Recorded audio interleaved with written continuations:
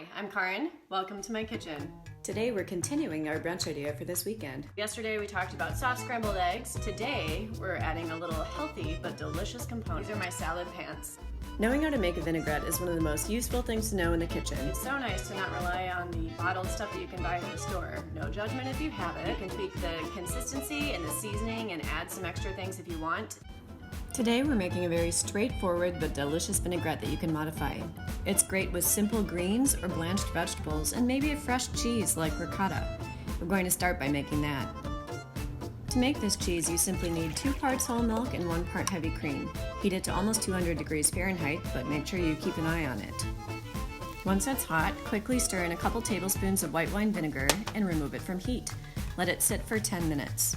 Once the curds have separated from the whey, let them strain through a cheesecloth or linen. If you're going for a looser texture like I am today, you'll only need to wait for 30 to 45 minutes and then we can season.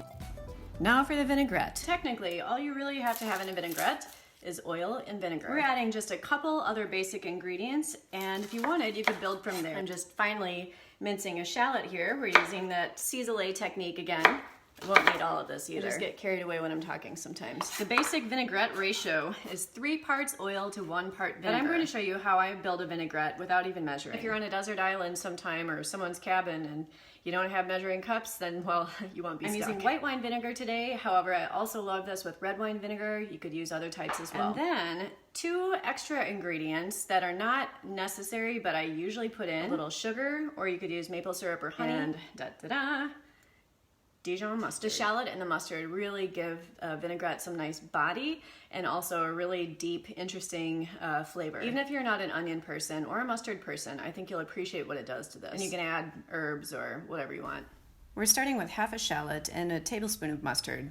I'm adding just enough vinegar to basically cover the shallots and the mustard. From there, I'm imagining about 2.5 times the existing volume and making up the difference with oil.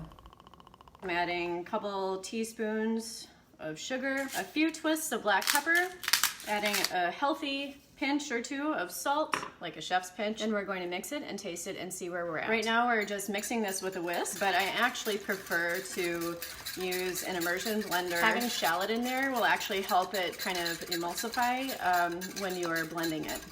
Here's the whisked vinaigrette, which is lovely as is. I'm going to give this a little blend so I can show you both ways. You can see how that gives us a creamier texture. In the meantime, let's check on our cheese. There's still a little moisture left in the ricotta, but that's okay. It'll firm up as it cools. I'm simply going to transfer it into a bowl, making sure to get the good bits that are on the cloth. Then I'll add salt and pepper and chill it. And we can finish seasoning the vinaigrette. It really needs to pack its punch because it'll be on a bunch of vegetables. We don't want it to overpower them, but we definitely want it to have a presence. We're looking here for balance of sweet and acid. Another thing we're looking for is the texture. If we want to increase the viscosity and make it a little bit creamier in texture, we add more oil. If it's kind of blah and not zippy enough, it could be one of 2 things. You might need to add a little more salt, or you might need to add some more vinegar. In my case, I'm going to add a little more oil. This texture is great.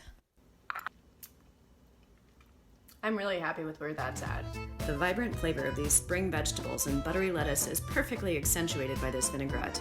The creaminess of the ricotta adds an elegant dimension and is beautifully complemented by this wine from New France. I'm so excited to hear what my friend Erin has to say about this Chardonnay. Probably thinking about a joke right now and that I live in the suburbs. But this is truly beautiful. It's light and clean and perfect for brunch. I'm Karin. Thanks so much for joining me in my kitchen. Enjoy some salads this week. And to you mothers out there, have a wonderful Mother's Day. And we'll go over perhaps one of the most useful tricks up your sleeve. You could, vinaigrettes are 3 parts. I have my oil right here, and I have, oh, where's my